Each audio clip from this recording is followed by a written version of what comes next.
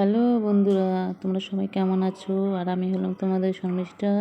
আমার নতুন আরেকটি ব্লগে তোমাদের অনেক অনেক স্বাগত জানিয়ে ভিডিওটি শুরু করলাম। দেখতে থাকো তোমরা, আশা করছি ভালো লাগবে, নাও লাগতে পারে, কী করবো বলো। তো সারাদিনে ধরো আমি যা কাজকর্ম করি, যেটুকু যা করি সেটুকুই তোমাদের সাথে শেয়ার করি। এরকম না যে আমি কোনো নাচানাচি বা বাইরে কোথাও যাব বা কোনো কিছু, এরকম কিছুই করি না। সারাদিন সকাল থেকে রাত পর্যন্ত যেটুকু যা কাজকর্ম হয় ওইটুকুটাই তুলে ধরে তোমাদের সাথে শেয়ার করা হয়।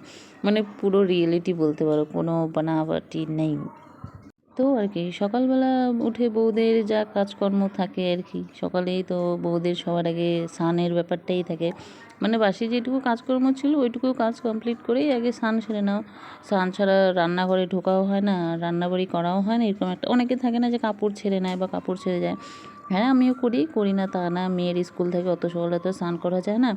আর যাই হোক, তো মেয়ের স্কুল যেহেতু নাই, সামার ভ্যাকেশন চলছে, তো সকালে উঠে বাসি যেটুকু কাজ থাকে ওটুকু করে স্নানটা সেরে নাও।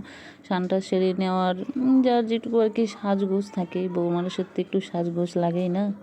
বউ মানুষকে না সাজলে আর ভালো লাগে? বউ কি, মেয়ে বউ যাকেই বলো, আমার মতে কি বাড়িতে একদম ওরকম আগাছালো না থেকে একটু হালকা টিপটাপ থাকাটা বেটার।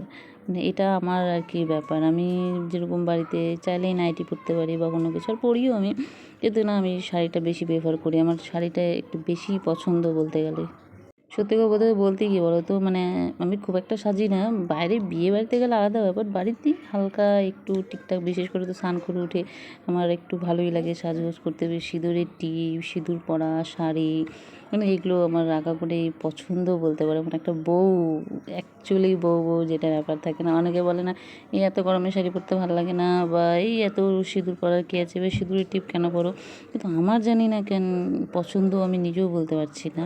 আমি তো এখন তাও ছোটো টিপ পরি, আগে তো বেশি করে সিঁদুর, বড় টিপ এগুলো পরাটা মানে আমার এত ভালো লাগতো।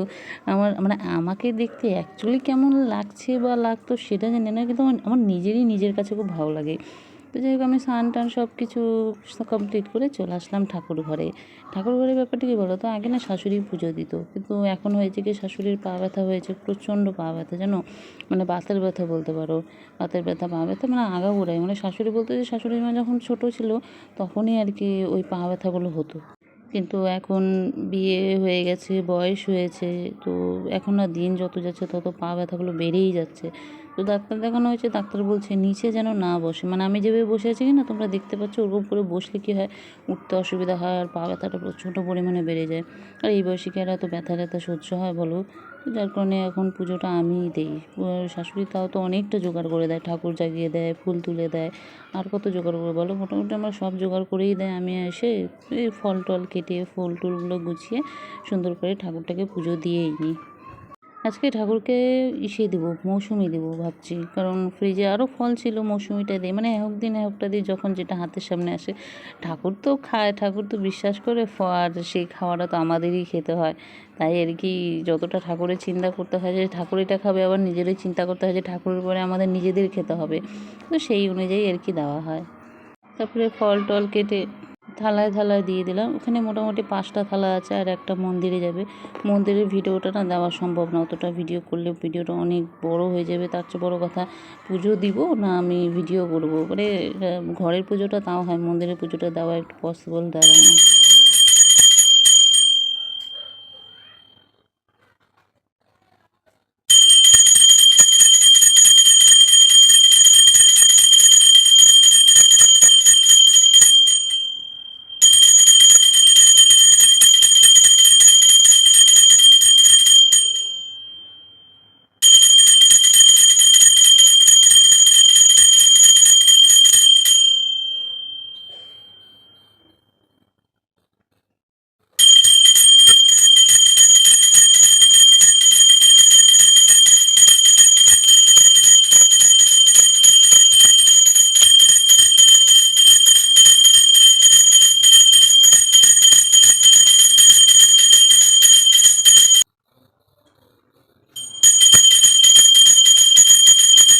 আর কি, পুজো আমার হয়ে আসলো, দেখো ফুল টুল দিয়ে সিংহাসনটাকে সুন্দর করে সাজিয়ে নিয়েছি। এখন রান্নাঘরে যাব।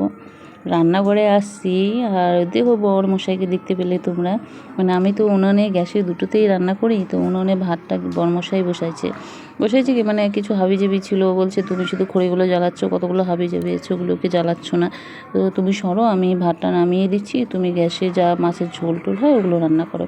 তো আজকে আমি করছি পাট শাক ভাজা, ওই যে কড়াই দেখছো পাট শাক ভাজা, যেটা আমার হয়ে এসছে। আর এইদিকে কড়াইয়ে দিয়েছি শোল মাছটা আমি করব, শোল মাছটা বরমশাই ভেজে দিয়েছে উনুনে, আমি কালিয়াটা গ্যাসে এসে করব। তো গ্যাসে এসে করবো কি করছি প্রতিদিন না, মানে বেশিরভাগ শোল মাছ না আলু দিয়ে রসা খেতে ভাল লাগে না, তো বড়মশাই বললো যদি আলাদা কিছু রান্না হয় তুমি সেটা করো। তো তো আজকে আমি শোল মাছটা আর কি একটু মশলা টশলা দিয়ে পেঁয়াজ টিয়াজ দিয়ে আর কি কালিয়া করেছি। ওইদিকে বাচ্চাদের শুক্তো বসিয়েছি, শুক্তো বলতে কি সবজিগুলোকে ছোটো ছোটো করে কেটে একটু রাঁধুনি তেজপাতা ফোড়ন দিয়ে আর কি পাতলা করে ঝোল করব, যেটা মানে শাশুড়ি মা বলছে যে তুমি একটু বেশি করে করো, আমিও খাবো, মানে মাও শুক্তোটা খেতে পছন্দ করে, তো যার কারণে একটু বেশি করেই করলাম। আর শুক্তোতে ঝাল টাল থাকে না, তো বা আমার ছোটো মেয়েটা খেতে আর কি সুবিধা পায়। আর এদিকে আমার কালিয়াটাও প্রায় হয়ে এসছে, দেখতে পাচ্ছ বেশ সুন্দর কালার হয়েছে, গরম মশলা দিয়ে আর কি নামিয়ে নেব। কালার তো ঠিকই আছে, এখন আশা করি খেতেও ভালো লাগবে, এত পরিপাটি করে করলাম। আর এদিকে শুক্তোটাও আমার হয়ে এসছে, ঢ্যাঁড়সগুলোও দেখতে পাচ্ছ, ঢ্যাঁড়সগুলো না আমি একটু গোটা গোটা মানে শেষের দিকে দিয়েছি, ঢ্যাঁড়স শুক্তোর সাথে না ঢ্যাঁড়সগুলো লাস্টে একটু খেতে মানে ভালো লাগে, একদম গলে গেলে ভালো লাগে না, মানে সেদ্ধ হবে কিন্তু গলবে না, তো সেই হিসাব করে দেওয়া। আর এদিকে আদা রাঁধুনি বাটা লাস্টে দিলাম, দিয়ে শুক্তোটাও ফুটাবো ভালো করে। আর শুক্তোটার মধ্যে আমি শোল মাছ দিলাম, শোল মাছটা দিলাম কারণ মেয়েটাকে খাওয়াবো, ও তো আর শোল মাছটা এমনি খাবে না, তো শুক্তোর মধ্যে দিয়ে দিলাম, তো শুক্তোতেই ও বেশ ভালো খাবে আর কি। আচ্ছা, তোমাদের আমার ভিডিও কেমন লাগে অবশ্যই আমাকে কমেন্ট করে জানাবে।